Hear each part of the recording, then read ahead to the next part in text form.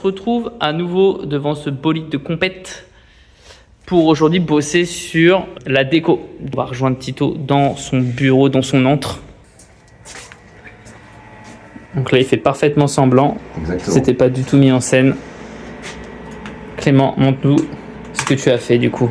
Comme base d'inspi, on avait un peu tout ce qui se fait sur le circuit Ubizu pendant le Matsuri ou ce genre d'événement sur les caisses.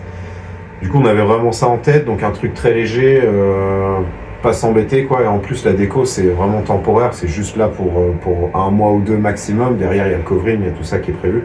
Donc c'est voilà, fallait pas trop s'embêter non plus. On a préparé une déco en biton avec un capot en impression numérique. Et au départ, j'avais une idée sur laquelle j'étais parti que vous pouvez voir sur les images là.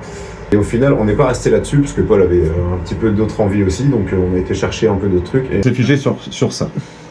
Là, pour le coup, est-ce que c'est toi qui as tout fait? C'est des images internet? Non, Parce que... j'arrive avec une idée de départ et puis après, moi, je fais. Des fois, je vais trouver des fichiers qui vont m'aider dans la création. Après, quand je peux faire le motif moi-même, je le fais. Et là, c'est le cas. Tout est fait à la souris clavier. Du coup, la déco en biton, on est parti sur un gris argent avec un noir brillant, tout ce qu'il y a de plus classique pour les latéraux.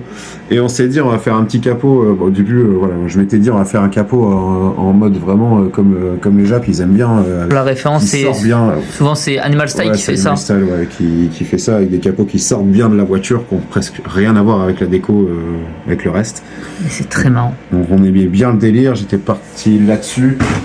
Paul a un peu redesigné, du coup on s'est entendu et je pense qu'on va garder celui-là qui est plus dans les tons de la voiture au final. Ouais, de la couleur définitive, ouais. Clairement. Le toit, on avait prévu un toit noir. Noir pailleté. C'est un noir pailleté holographique. Ah ouais, ça va être beau. Ça va gouacher. Donc voilà, ça devrait lui faire un look sympa.